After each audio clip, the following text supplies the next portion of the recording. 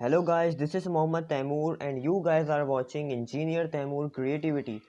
So guys, आज finally मैं video ले आया हूँ ट्रांसफार्मर वाइंडिंग से रिलेटेड, जो कि बहुत यूज़फुल होगी आपके लिए। तो काइंडली वीडियो को एंड तक ज़रूर देखिएगा, अदरवाइज़ आप लोगों को समझ नहीं आएगा। तो चलिए स्टार्ट करते हैं।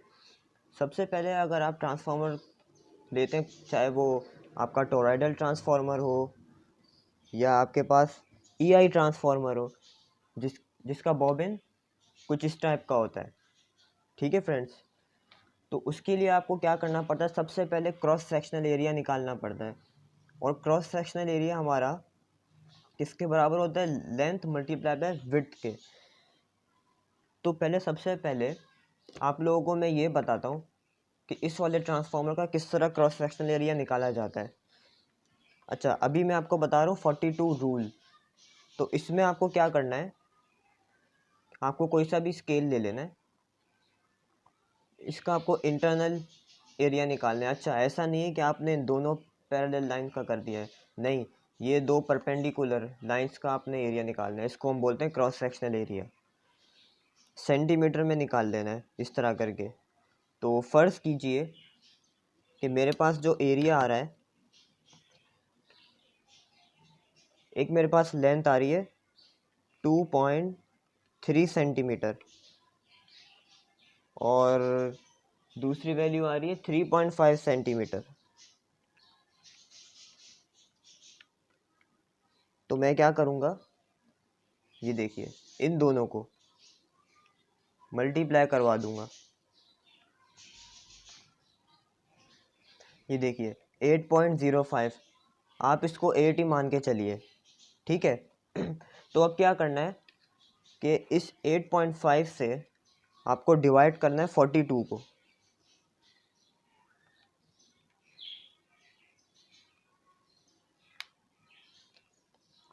ये देखिए 5.2।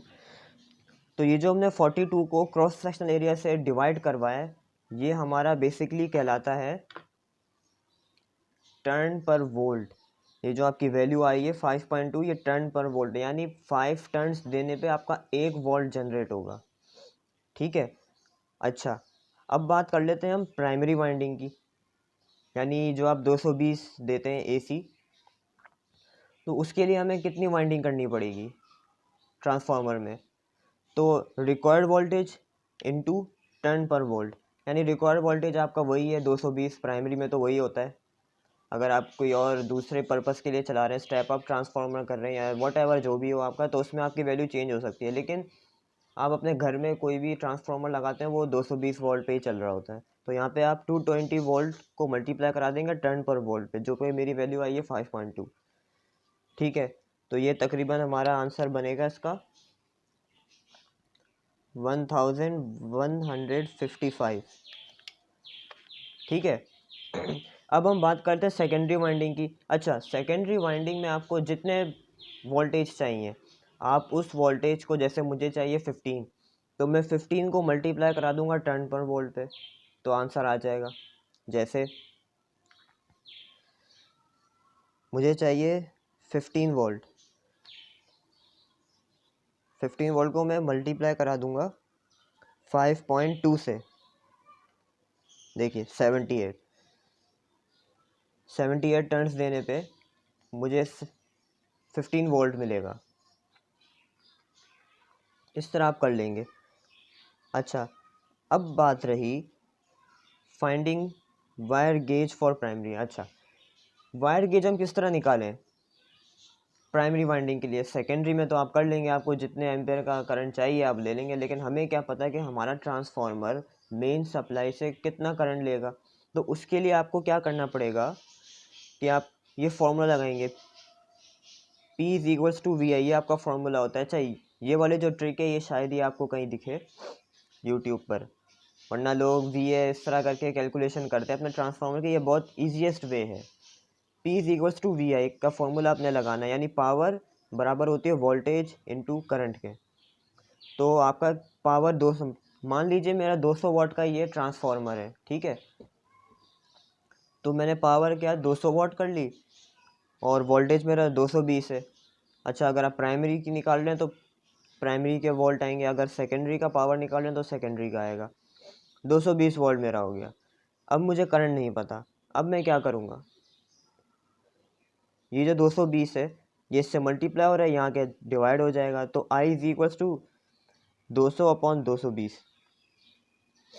ठीक है, तो ये 1 एम्पेयर का करंट आ गया, यानी 200 को डिवाइड करा दिया 220 से, ये लगभग 1 एम्पेयर के आ रहा है। तो ये हमारा आ गया करंट प्राइमरी वाइंडिंग का। ठीक है, तो अब मैं आपको एक चार्ट शो कर रहा हूँ ताकि जिसमें आप देख सकें कि आपको कितने वायर गेज पे कितना करंट मिलता है। तो आप एक काम कीजिए, इसका स्क्रीनशॉट ले लें तो ज़्यादा बेटर रहेगा। इसका आप स्क्रीनशॉट ले लें। सही है फ्रेंड्स, इससे आपको ये पता चल जाएगा कि हमें कितना वायर साइज चाहिए इतने करंट के लिए। जैसे हमारा जो 20 SWG का वायर है वो 2 एम्पेयर देता है, और 19 SWG 2.5, इस तरह करके आप अपने हिसाब से ले सकते हैं वायर, जितना भी आपको चाहिए। तो अब मैं आपको बताता हूँ कि आपका 1 टर्न कब काउंट होगा। जैसे मान लीजिए आपने वाइंडिंग स्टार्ट की इधर से। ठीक है फ्रेंड्स, तो 1 टर्न हमारा तब काउंट होगा जब हम यहाँ से घुमा के इसको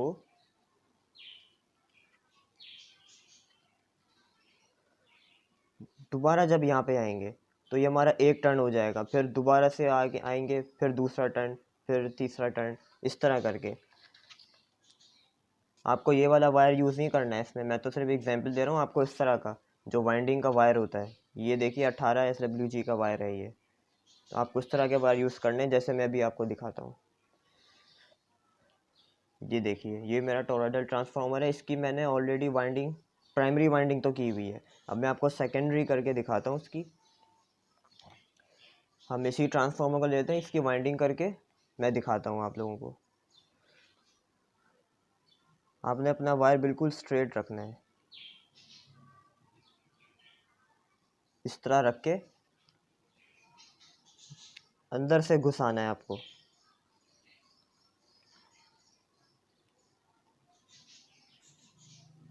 यूं इस तरह, इसकी इस तरह वाइंडिंग होगी। जब देखिए अंदर से घूम के वापस यहाँ पे आएगा तो ये 1 टर्न काउंट होगा इसका।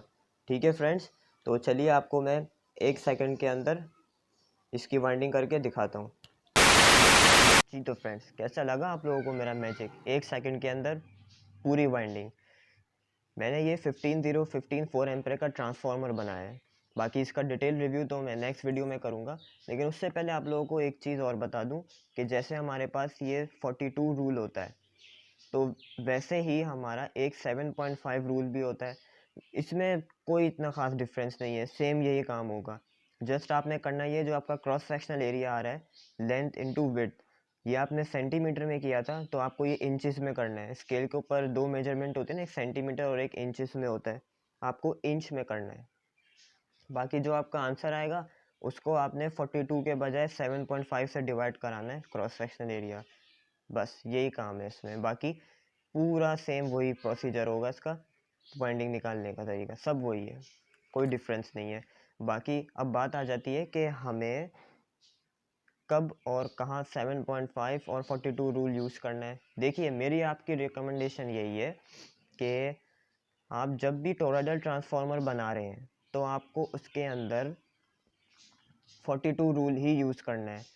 उसका रीज़न ये है कि टोरॉइडल ट्रांसफार्मर का जो कंस्ट्रक्शन है वो कुछ इस टाइप से है कि इसकी पूरी कोर में मैग्नेटिक फील्ड बनती है जो कि इनर होती है और वो बहुत स्ट्रांग होती है। तो इस वजह से 42 रूल इसके ऊपर एप्लीकेबल होता है ज़्यादातर। 7.5 रूल इस पर इतना एप्लीकेबल नहीं होता, टर्न्स बहुत ज़्यादा हो जाते हैं। बाकी अगर आपके पास EI ट्रांसफार्मर है जिसका बॉबिन कुछ इस टाइप का होता है, तो आपने इसमें 7.5 रूल ही यूज़ करना है। ठीक है फ्रेंड्स, क्योंकि इसकी वाइंडिंग जो होती है सिर्फ 30 to 40% ही कोर का हिस्सा कवर करती है, दैट्स वाई। बाकी आपका इसके अंदर एक्सपीरियंस भी काउंट होता है कि कब हमें 7.5 और 42 रूल करना है। लेकिन आपने ज़्यादातर यही करना है कि टोराइडल में 42 रूल और EI के अंदर 7.5 रूल। ठीक है फ्रेंड्स, तो अपनी वीडियो को मैं यहीं एंड करता हूँ। बाकी अगर आपको वीडियो पसंद आई हो तो वीडियो को लाइक ज़रूर कीजिएगा, शेयर कीजिएगा अपने फ्रेंड्स के साथ, और चैनल पर अगर आप लोग नए आए तो काइंडली सब्सक्राइब करना बिल्कुल ना भूलें। इसी के साथ अल्लाह हाफिज़।